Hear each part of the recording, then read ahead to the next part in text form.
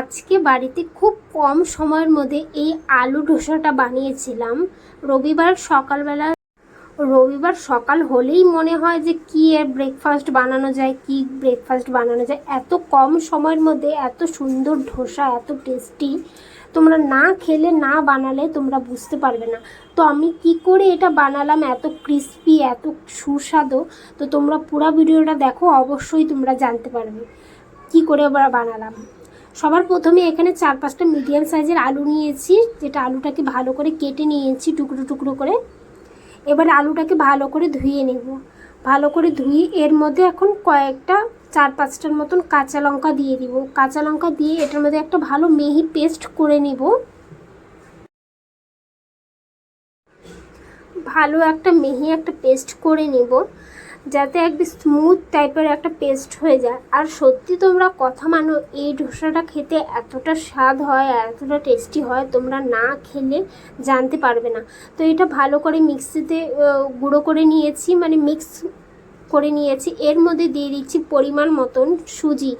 তোমরা চাইলে তোমাদের বাড়িতে কত লোক আছে সেই আন্দাজে তোমরা সুজিটা অ্যাড করতে পারো। আর এর মধ্যে দিয়েছিলাম চালের গুঁড়ো, যেটা তোমাদের দেখাতে একদম ভুলে গিয়েছি।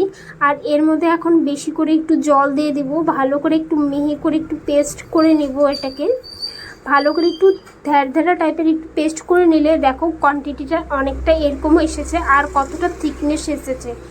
এরকম একটু এইভাবে করে করলে সত্যি খুব এতটা খেতে ভালো হয়।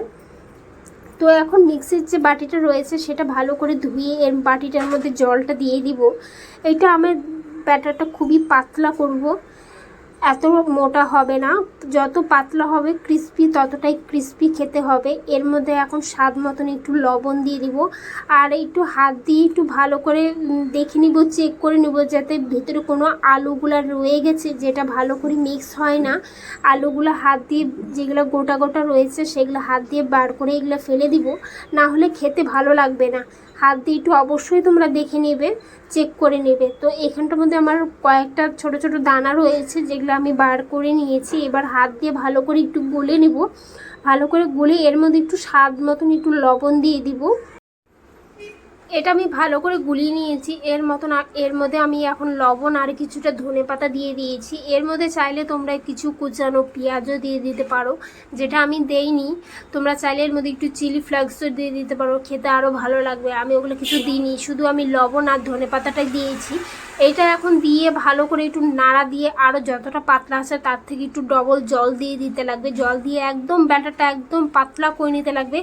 যতটা পাতলা হবে ততটা ক্রিস্পি হবে, যতটা ঘন হবে অতটা খেতে কিন্তু নরম হয়ে যাবে, খেতে একদম ভালো লাগবে না। তো এটাকে দেখো অনেকটা এখনও ঘন রয়েছে, এর মধ্যে এখন একটু বেশি করে জল দিয়ে পাতলা করে নেব আমি, যাতে খেতে একদম মোচমোচে অনেকটা সময় ধরে মোচমোচে থাকে।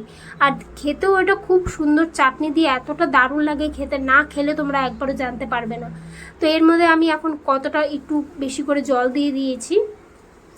জল দিয়ে এখন ভালো করে আমি এটাকে নাড়া দিয়ে দিব, মানে গুলিয়ে নিব। এটাকে যতবার করে তাওয়াতে তোমরা করবে ওটা নিচের মধ্যে তোমরা জমতে থাকবে, সেটা ভালো করে একটু করতে। আমি এখন তাওয়াটাকে বসিয়ে এক এক করে আমি ধোসা বানানো স্টার্ট করে দিয়েছি। এখন আমি এগুলো এক এক করে, এটা অনেকটা করে দিতে হবে, মানে নিচটার মধ্যে পড়ে যায়, তো একটু সাবধানে করতে হবে। আমার তো অনেকটা নিচে পড়ে গিয়েছিল।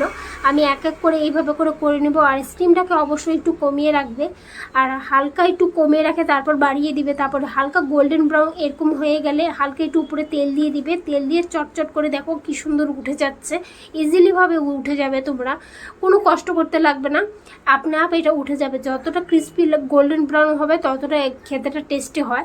দেখো এক এক করে আমি এইভাবে করে প্রত্যেকটা ধোসা বানিয়ে নিব। এইভাবে করে দেখো কতটা সুন্দর, আর কতটা দেখতে এতটা গোল্ডেন ব্রাউন হয়েছে, আর দেখতে এতটা সত্যি খেতেও খুব দারুণ হয়েছে, আর এতটা মুচমুচে হয়েছিল।